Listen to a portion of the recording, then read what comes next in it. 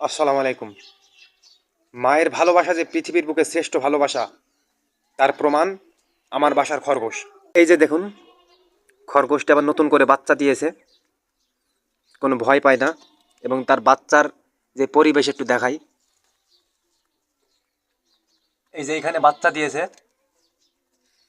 তো সে তার গায়ের, এই যে খরগোশ তার গায়ের লোম ছিঁড়ে বাসা করে দিয়েছে, তার বাচ্চাগুলিকে সব ঢেকে রেখেছে যাতে শীতে কষ্ট না হয়, সুরক্ষিত থাকে। এই যে যদি এভাবে যদি দেখানো যায়,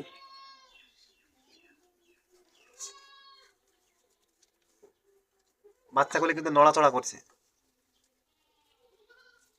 দেখতে পাচ্ছেন কিনা, সাদা কালারের।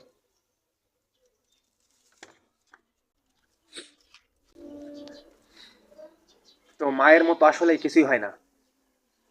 আদর যত্ন করার শীর্ষে মায়ের সমতুল্য পৃথিবীতে আর কিছুই নেই।